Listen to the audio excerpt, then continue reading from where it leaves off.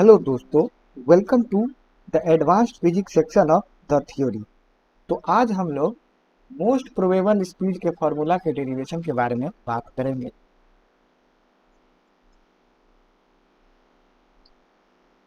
Thermodynamics में ये काफ़ी हमारा इंपॉर्टेंट रोल प्ले करता है। तीन तरह के वेलोसिटी हम लोग थर्मोडायनामिक्स में पढ़ते हैं। अगर थर्मोडायनामिक्स की बात करें तो पहली वेलोसिटी जो हम लोग पढ़ते हैं वो क्या है? मोस्ट प्रोबेबल है, मोस्ट प्रोबेबल स्पीड। दूसरी जो है हमारे पास वो है एवरेज स्पीड। और तीसरी जो है हमारे पास वो है आरएमएस स्पीड। तो एक एक करके हम लोग इस तीनों के डेरिवेशन के बारे में देखेंगे। सो आज हम लोग मोस्ट प्रोबेबल स्पीड के डेरिवेशन के बारे में देखेंगे, कैसे उसको हम लोग प्रूफ कर सकते हैं। तो पहले देख लें कि ये इसका जो फॉर्मूला होता है मोस्ट प्रोबेबल स्पीड का, वो हमारा 2 kBt बाई एम नॉट के बराबर होता है। √2 kBt/m0 के बराबर होता है, जो कि हमारा 2 RT/m के बराबर है। इसी के डेरिवेशन के बारे में आज हम लोग देखेंगे कैसे हम इस फॉर्मूले को डेराइव कर सकते हैं। इस फॉर्मूले को डेराइव करने के लिए हमें मैक्सवेल बोल्ट्जमैन स्टैटिस्टिक्स का इस्तेमाल करना पड़ेगा। तो फ्रॉम एमबी स्टैटिस्टिक्स एक वेलोसिटी डिस्ट्रीब्यूशन फंक्शन मैक्सवेल और बोल्ट्जमैन ने मिलकर दी थी, जो कि है हमारा एनपी इक्वल टू ये हमारा dn/dv के बराबर है। अगर इसकी बात करें तो ये 4πm0/2π to the power 3/2 v square e to the power -mv square by 2 kb T के बराबर है, ये m0 होगा। तो इतने के बराबर ये मैक्सवेल बोल्ट्जमैन का वेलोसिटी डिस्ट्रीब्यूशन फंक्शन दिया हुआ है कि अगर मान लेते हैं कि कोई भी एक गैस के पार्टिकल किस तरह से डिस्ट्रीब्यूटेड रहेंगे किसी भी चैम्बर में, किसी भी चैम्बर की अगर बात कर रहे हैं तो गैस के पार्टिकल की हर एक पार्टिकल की वेलोसिटी अलग अलग होगी। तो उसका मैक्सवेल और बोल्ट्जमैन ने ये एक वेलोसिटी डिस्ट्रीब्यूशन फंक्शन दिया था। तो ये क्या है हमारे पास, अगर एनवी की बात करें जो कि हमारा क्या है dn/dv है, ये मैक्सवेल बोल्ट्जमैन डिस्ट्रीब्यूशन फंक्शन है।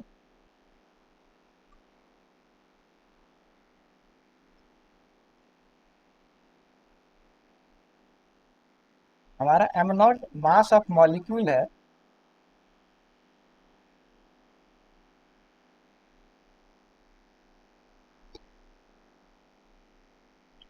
kb बोल्ट्जमैन कांस्टेंट है,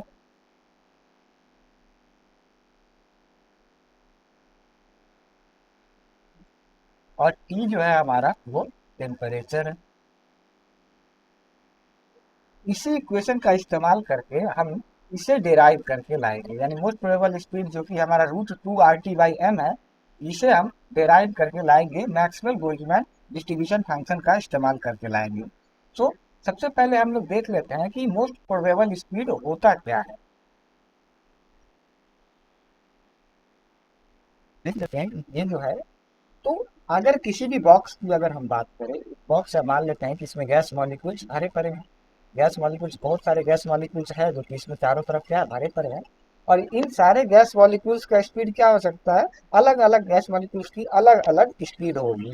तो हम मोस्ट प्रोबेबल स्पीड उसे डिफाइन करते हैं जो कि maximum fraction number of molecules इसमें से जिस जो स्पीड है उसी को हम लोग मोस्ट प्रोबेबल स्पीड बोलते हैं। यानी कि the maximum fraction of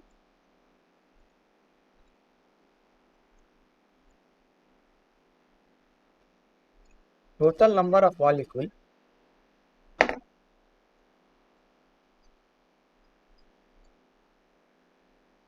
of the gas, ये हमारा मोस्ट प्रोबेबल स्पीड कहलाता है।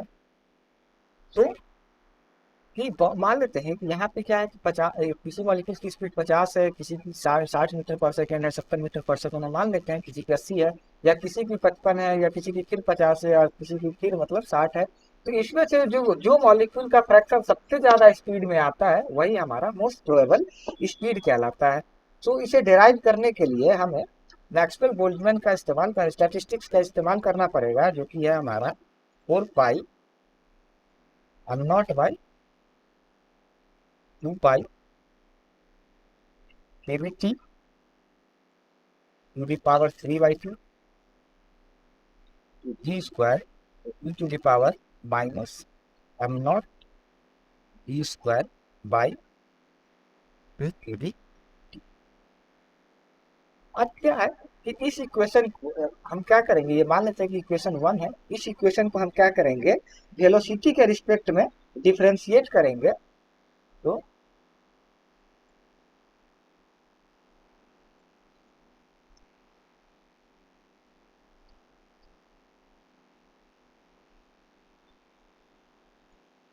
जीरो से हमने इसीलिए इक्वेट किया है कि अगर हम ग्राफ की बात करें, अगर डिस्ट्रीब्यूशन फंक्शन dn/dt और वेलोसिटी के डिस्ट्रीब्यूशन की बात करें तो कुछ हमारा इस तरह का ग्राफ देखने को मिलता है, जो कि यहाँ पे क्या है, हमारे पास मोस्ट प्रोबेबल स्पीड ये है, यहाँ पे हमें एवरेज स्पीड देखने को मिलेगी और यहाँ पे हमारा आरएमएस स्पीड देखने को मिलेगी। तो अगर इस पॉइंट पे देखें तो हमारा स्लोप की वैल्यू है वो क्या है, 0 होगी, इसलिए डिफरेंशिएशन हमारा स्लोप ऑफ द ग्राफ के बारे में बताता है, इसलिए इसके इक्वेशन 1 के डिफरेंशिएशन को हम लोग 0 से क्या करेंगे, इक्वेट करेंगे। So let's differentiate the equation 1।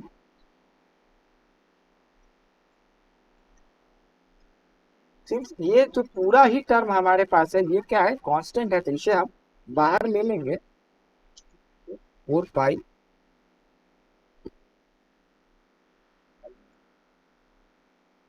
Not by 3 pi with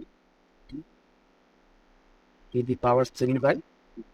अब यहाँ पे हमारे पास क्या है कि इसे डिफ्रेंशिएट करने के लिए हमें प्रोडक्ट रूल का इस्तेमाल करना पड़ेगा। तो प्रोडक्ट रूल के इस्तेमाल के लिए हम क्या करेंगे कि एक बार हम इस वाले फंक्शन को बाहर ले लें, यानी e to the power -m0 v² by 2kBt, और जी स्क्वायर को डिफ्रेंशिएट करेंगे जो कि हमारा 2v आएगा, फिर प्लस अब वी स्क्वायर को बाहर ले लें और इसे हम अब वी स्क्वायर को हम बाहर ले लें और इस वाले फंक्शन को डिफरेंशिएट किए, तो इस वाले को ई का पावर -x, एक तरह से ये पूरा -x के फॉर्म में है, तो ई का पावर -x का डिफरेंशिएशन अगर करें तो -x और -1 होता है, तो ये हमारे पास डिफरेंशिएट करने पे -m0 v square by twice KBT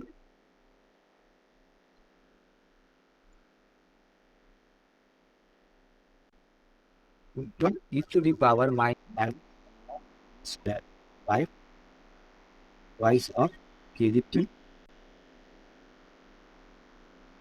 ये है जो कि हमारा 0 के बराबर इक्वेट करके मिलेगा। अगर इस इक्वेशन को फर्दर सॉल्व करें तो हमें मिलेंगे 4 pi m0 by 2 pi KBT to the power 3/2। क्या कर रहे हैं, इसमें से कॉमन ले ले रहे हैं, e to the power -m0 v square by 2kBT को कॉमन ले ले रहे हैं।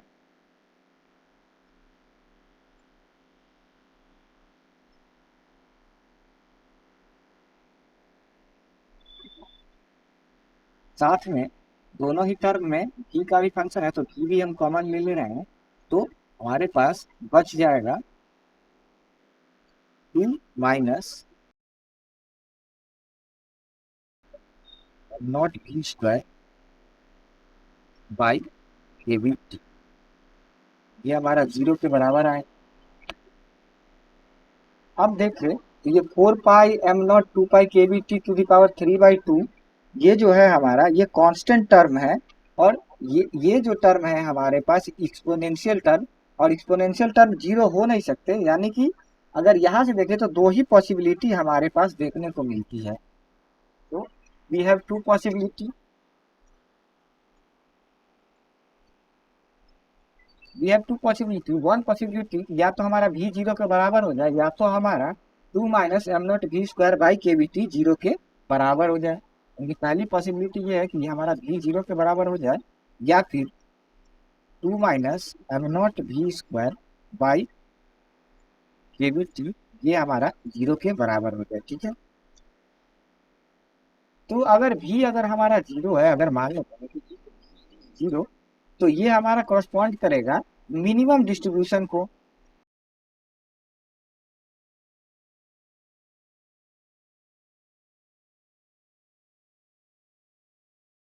पास क्या है, डिस्ट्रीब्यूशन ये मिनिमम हो जाएगा, तो ये यही ऑप्शन हमारे पास बच रहा, यानी कि two minus m naught v square by k v T ये हमारा जीरो के बराबर हो जाए। फर्दर इसे सॉल्व करेंगे तो वी स्क्वायर जो होगा हमारा वो twice of k v t by m naught के बराबर आएंगे। दोनों तरफ अगर हम स्क्वायर रूट लगा दें तो वी बराबर हमें टू के v t by m not ये देखने को, यही है हमारा formula of most probable speed. तो जीएमपी का हमारा ये फॉर्मूला है। फर्दर इसको हम लोग आगे सॉल्व कर सकते हैं, दो तीन फार्मूले में इसे हम तोड़ सकते हैं, यानी कि जीएमपी को हम लोग फर्दर लिख सकते हैं twice of k v t by m not, ये हमारा बराबर है two r T by capital. ये two r T by capital m कैसे हो गया ये देख लेते हैं हम लोग। आर हम जानते हैं ये के बी टाइम्स एन ए होता है, एन ए हमारा एवोगाड्रो नंबर है, और एम जो होता है वो हमारा m naught times n a होता है। इन दोनों ही इक्वेशन को इस वाले में पुट कर देंगे तो ये वाला वैल्यू हमें देखने को मिलेगा। So this is the formula for most probable speed in A thermodynamic system. आज हम लोग एवरेज स्पीड का डिराइव करेंगे कि थर्मोडायनामिक्स में कैसे हम लोग एवरेज स्पीड को डिराइव कर सकते हैं। तो एवरेज स्पीड का अगर हम बात करें तो फॉर्मूला जो होगा हमारे पास वो 8 k B T by pi m के बराबर होता है, root 8 k B T by pi m, ये एम नॉट के बराबर हो रहा है। एम नॉट जो है हमारा मास ऑफ मॉलिक्यूल है, के बी हमारा बोल्ट्जमैन कांस्टेंट, और टी हमारा क्या है, टेम्परेचर है। तो ये हमारा इक्वल टू है 8 R T by pi capital m के। यहाँ पे आर हमारा गैस कांस्टेंट है, टी टेम्परेचर है, और एम कैपिटल एम जो है हमारा वो मोलर मास है। तो इसी को देखेंगे कि कैसे हम लोग इस फार्मूले को डेराइव कर सकते हैं, इस फार्मूले का डेरिवेशन हम लोग कैसे कर सकते हैं। तो इसके लिए पहले हमें क्या करना पड़ेगा कि कंसीडर कर लेंगे, कंसीडर करने थे क्या है कि एक मान लेते हैं कि कोई क्यूबिकल बॉक्स है हमारे पास, इसमें क्या है बहुत सारे गैस के मॉलिक्यूल्स भरे पड़े हैं, गैस के मॉलिक्यूल्स भरे पड़े हैं, और इसकी स्पीड मान लेते हैं v1 है, इसकी स्पीड v2 है, उसकी v3 है, v4 है, v5 है। रैंडम डायरेक्शन में वेलोसिटी, ये हर एक मॉलिक्यूल की अलग अलग वेलोसिटी है, v6 है, हर एक मॉलिक्यूल की अलग अलग वेलोसिटी है। तो हम इन सारे मॉलिक्यूल का क्या निकालेंगे, एवरेज निकालेंगे कि average molecular speed of all the molecules. तो लेट्स स्टार्ट कि कैसे हम लोग इसका निकाल सकते हैं एवरेज स्पीड। इसके लिए हमें मैक्सवेल बोल्ट्जमैन के डिस्ट्रीब्यूशन फंक्शन का इस्तेमाल करना पड़ेगा।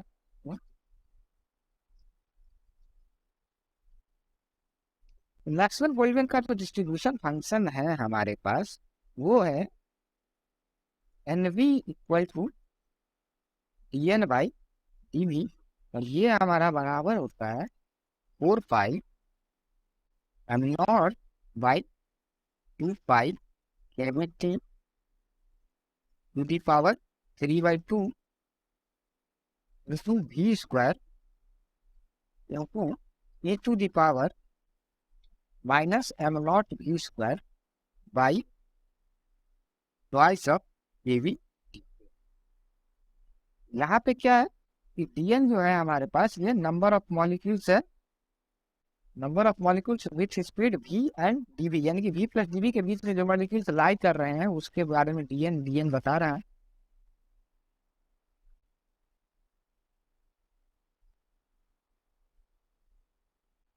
ये हमारा बता रहा के भी हमारा बोल्ट्जमैन कांस्टेंट है, एम नॉट जो है हमारा मास ऑफ द मॉलिक्यूल है। तो एवरेज स्पीड के लिए हम क्या करेंगे कि इस फॉर्मूला को हम लोग इंटीग्रेट करेंगे। तो for average speed, for average speed just हम क्या करेंगे, इस d n by d v को क्या करेंगे, इंटीग्रेट करेंगे। यानी कि फॉर एवरेज स्पीड ये जो हो जाएगा d n by d v, ये इंटीग्रेशन है। और इस इंटीग्रेशन की वैल्यू जीरो से इन्फिनिटी तक जाएगी। क्यों जीरो से इन्फिनिटी तक जाएगी? क्योंकि यहाँ पे मॉलिक्यूल्स का स्पीड कुछ भी हो सकता है, जीरो से लेके इन्फिनाइट तक कुछ भी इस मॉलिक्यूल्स के स्पीड हो सकते हैं। किसी का ज़्यादा हो सकता है, किसी का कम हो सकता है। और रेंज जो हम लोग लेते हैं वो जीरो से इन्फिनाइट तक रेंज लेते हैं। अगर काइनेटिक थ्योरी की ऑफ गैसेस की बात करें तो उसमें एक पॉइंट है हमारे पास कि मॉलिक्यूल्स किसी भी डायरेक्शन में मूव कर सकते हैं और वेलोसिटी की जो रेंज होगी वो जीरो से इन्फिनिटी तक होगी। So let's integrate this equation. तो एवरेज वेलोसिटी के लिए हम जीरो से इन्फिनिटी तक इंटीग्रेट करेंगे।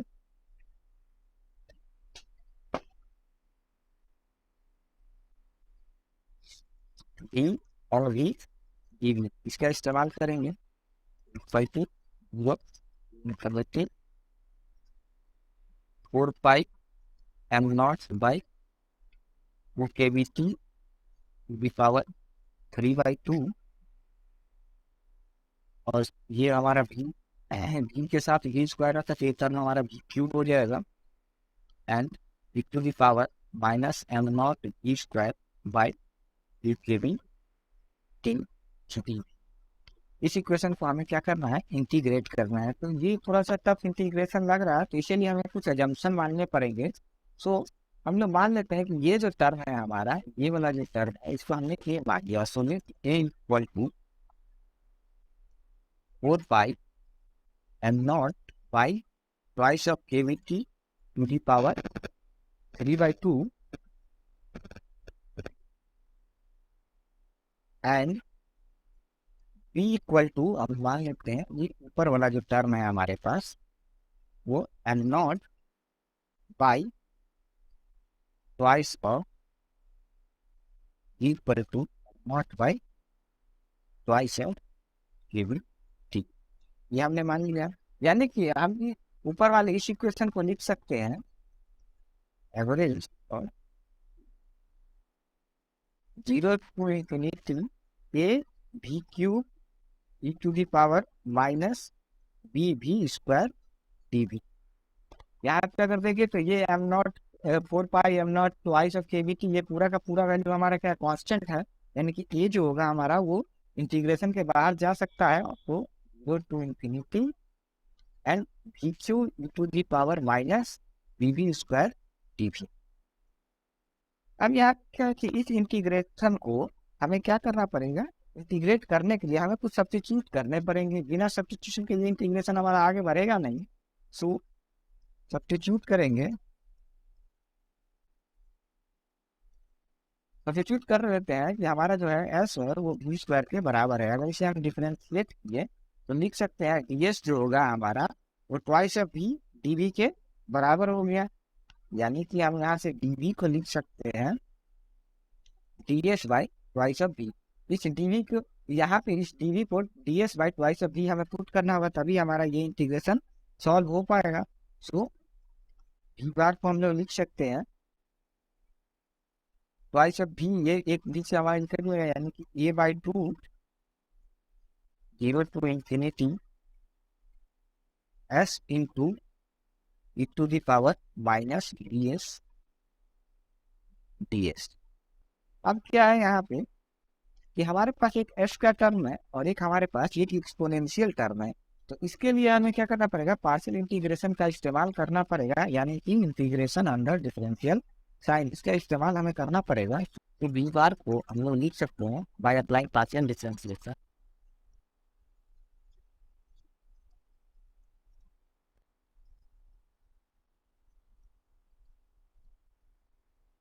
बी बार को हम लोग लिख सकते हैं ए बाई टू।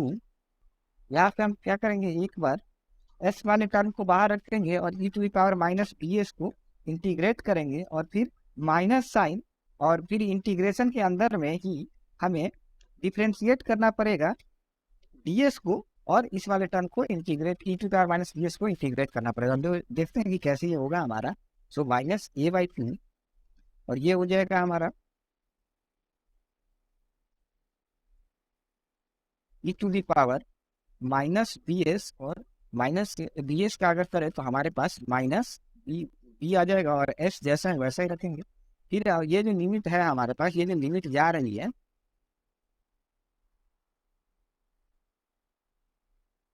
ये जो लिमिट है हमारे पास वो 0 से इन्फिनिटी तक की लिमिट है। फिर माइनस साइन एंड फिर इंटीग्रेशन का साइन देंगे 0 से इन्फिनिटी तक, और ये हमारा फिर से हम ये हमारा हो जाएगा minus 1/b e to the power minus B s T s. Further इसे अगर हम सॉल्व करें तो ये हमारा a/2, यहाँ पे अपर लिमिट और लोअर लिमिट पुट करें तो ई टू दी पावर अगर हम एस की जगह पर इन्फिनिटी रखें तो 0 आ जाएगा, और यहाँ पे फिर ई टू यहाँ पे एस के जगह पे 0 पुट करें तो ये यानी कि ये टोटल जो टर्म लिमिट पुट करने के बाद हमारा 0 बचेगा, और माइनस इंटू माइनस अगर हम बाहर ले लिए तो ये प्लस हो गया, और ये इन्फिनिटी 0 से इन्फिनिटी तक इंटीग्रेट करें। 1/b हमारा कांस्टेंट है तो इसे हम बाहर लिख लेते हैं e to the power minus d s d s, इसे हमें इंटीग्रेट करना है। तो इसका इंटीग्रेशन बहुत ही सिंपल है, अगर हम लिख सकते हैं इसे a/2 and e to the power minus B s by minus 1/b। इसका भी इंटीग्रेशन लिमिट बैठाएंगे 0 से इन्फिनिटी तक, तो एक बार हम एस की जगह पर इन्फिनिटी बैठाएं और एक बार हम एस की जगह पर 0 बैठाएं। अगर जैसे ही हम एस की जगह पर इन्फिनिटी बैठाएं तो ये पूरा टर्म हमारा क्या हो जाएगा, 0 हो जाएगा। लेकिन अगर लोअर लिमिट करें और 0 बैठाए तो ये पूरा टर्म हमारा 1 आ जाएगा। 1 आ गया मतलब कि upper limit minus lower limit होता है, यानी कि ये माइनस और माइनस के साथ मिलकर हमारा ये final term a/2 B square ये मिलेगा हमें। यानी कि हमें ये जो हमारे पास जो एवरेज वेलोसिटी है वो ए और बी के टर्म में आ गई है, ए और बी के टर्म में आ गई है। अब हम क्या करेंगे कि सब्स्टिट्यूट करेंगे ए और बी की वैल्यू को।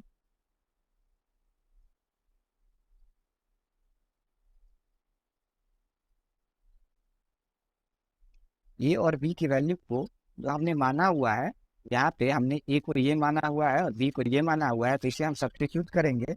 और सब्स्टिट्यूट करने के बाद हमें average velocity 4π/2 under root m0 by twice of pi k/t to the power 3 4 kb square t square by m0 का स्क्वायर ये देखने को मिलेगा। अगर फर्दर इसे हम अगर जो भी हमारा कटने वाला टर्म है उसको काट छाट के अगर लिखे तो हम इसे 8 kbt बाई पाई m0 लिख सकते हैं सिंगल के साथ।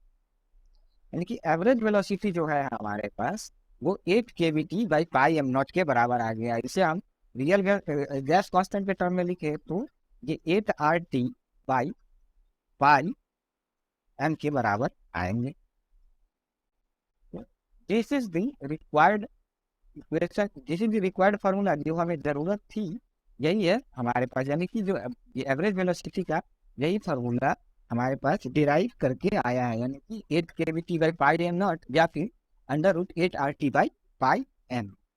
ध्यान रहे कि ये भी हमारा बोल्ट्जमैन कांस्टेंट है और r जो है हमारा वो गैस कांस्टेंट है। यहाँ पे m0 मास ऑफ मॉलिक्यूल है, बट यहाँ पे जो कैपिटल m है हमारा वो मोलर मास है। तो आज हम लोग थर्मोडायनामिक्स के आरएमएस स्पीड के बारे में बात करेंगे। आरएमएस स्पीड यानी कि root mean square speed. Root mean square speed का अगर फॉर्मूला की अगर हम बात करें तो ये हमारे पास √3RT बाई m है, जो कि हमारा बराबर होता है √3 kbt बाई m0 के। यहाँ पे R हमारा गैस कांस्टेंट है, M हमारा कैपिटल M हमारा मोलर मास है, T हमारा टेम्परेचर है, Kb हमारा बोल्ट्जमैन कांस्टेंट और m0 मास ऑफ मॉलिक्यूल है। तो इस पे हम लोग देखेंगे कि कैसे हम लोग इस फॉर्मूले को डिराइव कर सकते हैं, कि कैसे हम लोग आरएमएस स्पीड को इस फॉर्मूले जो भी हमारा आरएमएस है कैसे हम इसे डिराइव कर सकते हैं। So let's start. तो आरएमएस स्पीड के लिए हमें क्या करना पड़ेगा, फिर से मैक्सवेल बोल्ट्जमैन डिस्ट्रीब्यूशन फंक्शन का इस्तेमाल करना पड़ेगा। मैक्सवेल बोल्ट्जमैन डिस्ट्रीब्यूशन फंक्शन है क्या, तो एनवी जो है हमारा वो dn बाई dv के बराबर है, जो कि 4 pi m not by 2 pi t to the power 3/2 e square e to the power minus m naught v square by twice of k v t के बराबर है। यहाँ पे dn बाई डी क्या है हमारा, ये मैक्सवेल बोल्ट्जमैन डिस्ट्रीब्यूशन फंक्शन है। एम नॉट हमारा मास ऑफ मॉलिक्यूल है, और dn क्या है, dn नंबर ऑफ मॉलिक्यूल्स है जिसकी वेलोसिटी v और v प्लस dv के बीच में है। यानी कि एक बॉक्स मान लेते हैं जिसमें हमारे पास बहुत सारे गैस मॉलिक्यूल्स भरे पड़े हैं, तो उसमें गैस मॉलिक्यूल की कुछ की स्पीड v1 है, कुछ की स्पीड v2 है, कुछ की स्पीड v3 है, किसी की v4 है। तो यही डिस्ट्रीब्यूशन किस तरह से वेलोसिटी का डिस्ट्रीब्यूशन होता है, मैक्सवेल बोल्ट्जमैन डिस्ट्रीब्यूशन फंक्शन इसी डिस्ट्रीब्यूशन के बारे में बता रहा है। सो अब आरएमएस स्पीड निकालने के लिए क्या करेंगे, फॉर आरएमएस स्पीड हम ई आरएमएस स्क्वायर को लिख सकते हैं। यहाँ पर हम मैक्सवेल बोल्ट्जमैन डिस्ट्रीब्यूशन फंक्शन में भी स्क्वायर को हम लोग क्या कर दे, मल्टीप्लाई कर देते हैं। सो ई स्क्वायर एन वी देख लो। और वेलोसिटी हमारा रेंज मॉलिक्यूल्स का काइनेटिक थ्योरी ऑफ गैसेस से देखें तो 0 से इंफिनिटी के बीच में कुछ भी गैस मॉलिक्यूल्स की वेलोसिटी हो सकती है किसी भी रैंडम डायरेक्शन में। तो इसे हमें क्या करना पड़ेगा, इस इक्वेशन को हमें सॉल्व करना पड़ेगा। सो 0 टू इंफिनिटी, और यहाँ पे एन वी का वैल्यू अगर इसमें पुट करें तो 4 pi m not by twice of pi k v T to the power 3/2 e to the power 4 e to the power minus m naught v square by twice a v t table. तो इस equation को हमें क्या करना पड़ेगा, इस integration को हमें सॉल्व करना पड़ेगा। Let's solve this integration.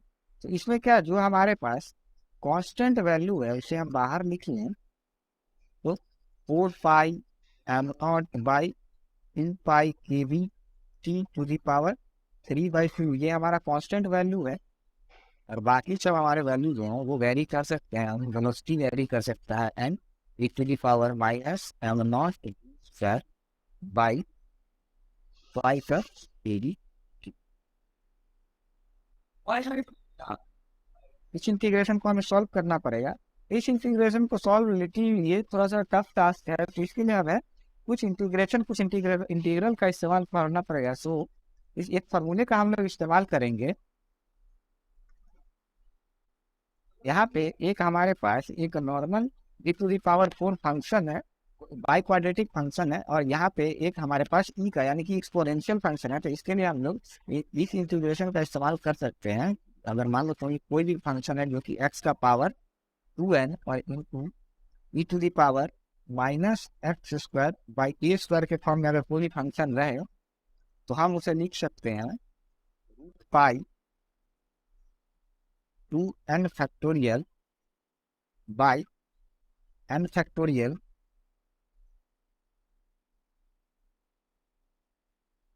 a by 2 to power 2n plus 1। यहाँ पे x जो है हमारा वेरिएबल है, और a जो है हमारे यहाँ वो कांस्टेंट है। x वेरिएबल और a कांस्टेंट है। ये अगर ऊपर वाली इक्वेशन से हम मैच करवाएं इस इंटीग्रल को तो काफी है हमारा। यहाँ पे x के जगह पर हमारे पास v आएगा, और a के जगह पर ये m not by twice of k v T ये फंक्शन देखने को मिलेगा। सो इस इंटीग्रल को ध्यान में रखना है। इसी इंटीग्रल का इस्तेमाल करके हम एवं इक्वेशन को क्या करने जा रहे हैं, सॉल्व करेंगे। तो इस इंटीग्रल का इस्तेमाल करके हम लोग लिख सकते हैं 4 पाई, ये हमारा F not by 2 pi k v T, ये क्या कांस्टेंट है, तो इसके साथ कोई छेड़छाड़ नहीं। अब ये क्या है कि v का पावर 2n, ये x का पावर 2n यानी कि 2 लिख सकते हैं। तो इसे हम लिख सकते हैं रूट पाई, और n के वैल्यू यहाँ पे हमारे 2 आएगा, यानी कि 2 × 2 यानी 4 factorial by 2 factorial twice of k B T by m not by 2, ये रूट एंड इसका पावर में 5 देखो। ये हमें इस इक्वेशन का इस्तेमाल करके, इस इंटीग्रल का इस्तेमाल करके हमने इस इंटीग्रल को सॉल्व किया है। तो फर्दर हम इसे लिख सकते हैं, आगे अगर सॉल्व करके लिख सकते हैं, ये हम इसे 3/2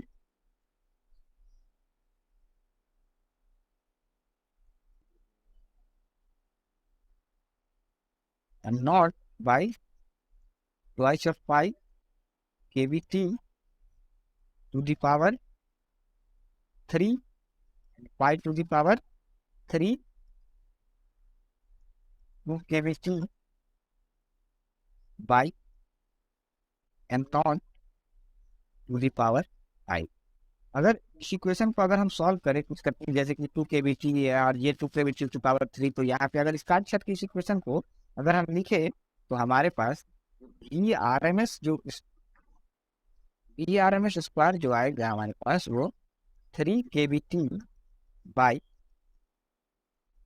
एम नॉट के बराबर है। यानी कि ई आर एम एस को हम लिख सकते हैं root of 3 k B T by m not.